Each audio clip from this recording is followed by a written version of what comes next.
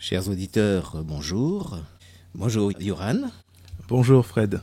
Voilà, nous sommes tous les deux face à un livre qui est certainement le plus répandu dans le monde. Il s'agit de la Bible.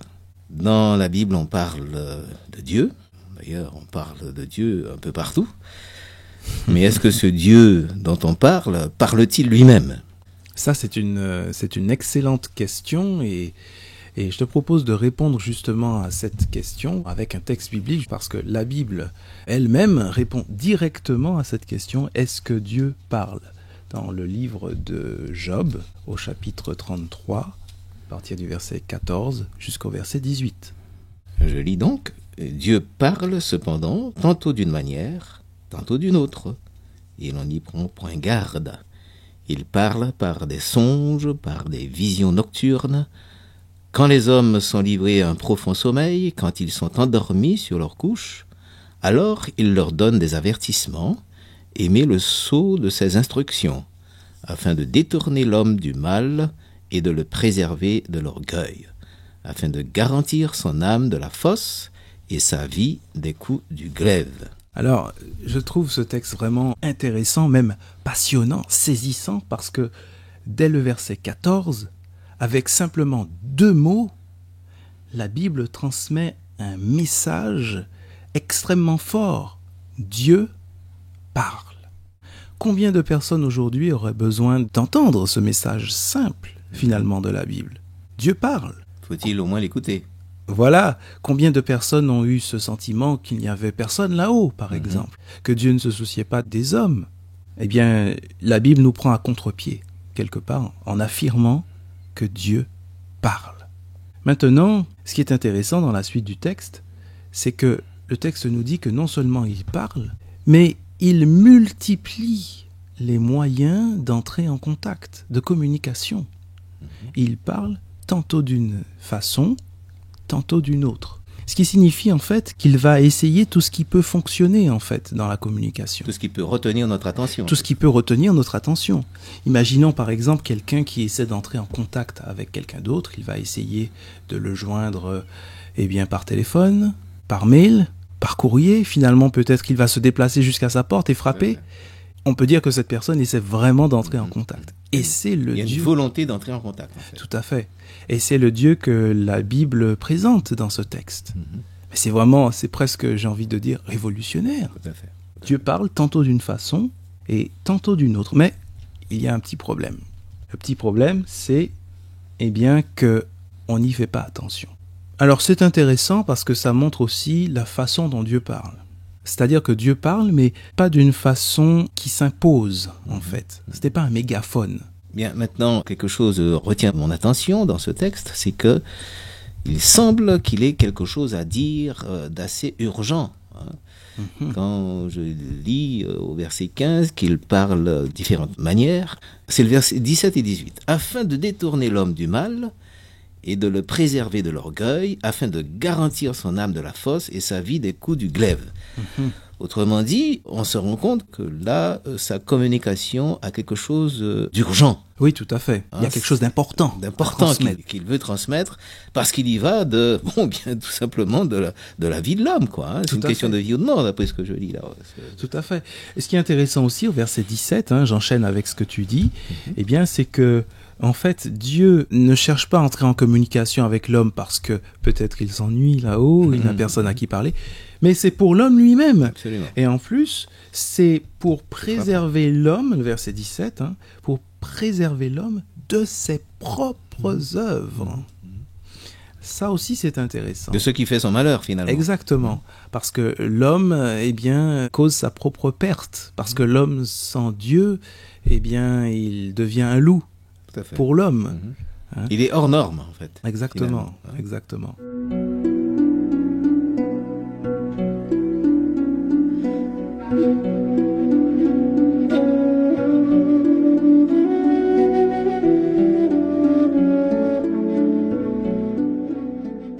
Je reviens un petit peu au verset 14, parce qu'il me semble qu'il y a aussi un élément très intéressant dans ce verset 14, c'est que Dieu parle, mais on pourrait ne pas faire attention. Si on ne fait pas attention, on pourrait ne pas entendre sa voix. C'est quand même intéressant parce que cela signifie que la voix de Dieu dans ma vie, eh bien, c'est une voix que je ne peux capter que si vraiment je suis dans les dispositions nécessaires.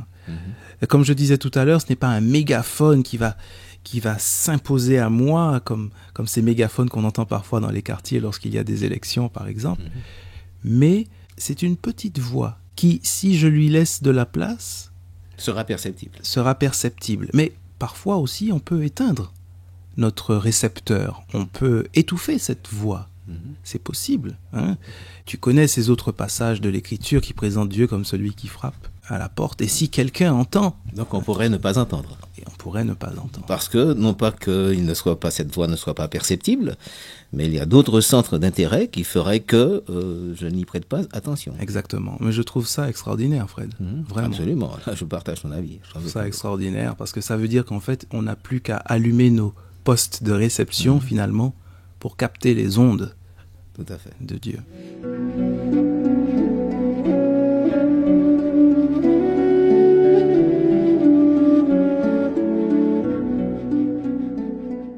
Maintenant, je me mets à la place de quelqu'un qui nous écoute et qui ne connaît peut-être pas grand-chose de la Bible et de toutes ces choses-là, et qui pourrait se dire, mais oui, Dieu parle, c'est bien beau, mais concrètement, quels sont les moyens que Dieu utilise pour me parler? Je veux bien allumer mon récepteur, mais comment est-ce que je peux capter ces ondes? Eh bien, effectivement, la Bible énumère ces moyens que Dieu utilise pour entrer en communication avec nous. Il y a déjà ce moyen, on pourrait presque dire naturel, qui est effectivement le langage de la nature. Et c'est le psalmiste qui va souligner ce moyen de communication, de perception de la voix de Dieu, dans le psaume 19, les versets 2 à 5. Alors, le psaume 19, versets 2 à 5. J'ai le texte sous les yeux.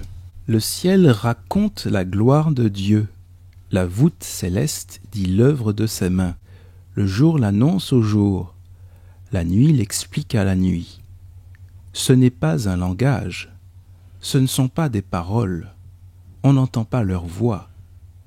Leurs mesures apparaissent sur toute la terre. Leurs accents vont aux extrémités du monde. C'est là qu'il a placé une tente pour le soleil. Donc là, la nature exprime clairement, et ceci est accessible à tous, qui n'a pas apprécié un magnifique lever de soleil, un magnifique coucher de soleil. Tout à fait. Qui ne s'est pas extasié face à des montagnes magnifiques et majestueuses qui se découpent sur le ciel bleu. Tout à fait. Et lorsqu'on voit des émissions comme Ushuaïa, par exemple, on a une impression de grandeur. Absolument, de majesté, de beauté aussi. Quand on se focalise sur la plus petite et insignifiante fleur au bord du sentier, on s'aperçoit réellement qu'il y a un langage, comme le dit la Bible, il y a quelque chose qui nous parle. Tout à fait. On ne peut pas imaginer que ce soit le fruit du hasard. On s'est dit, il y a là quelque chose qui manifeste la main, ou qui exprime, je veux dire, une intention de la part de ce Dieu créateur. Et je sais que certaines personnes ont été sensibles à ce langage. Tout à fait.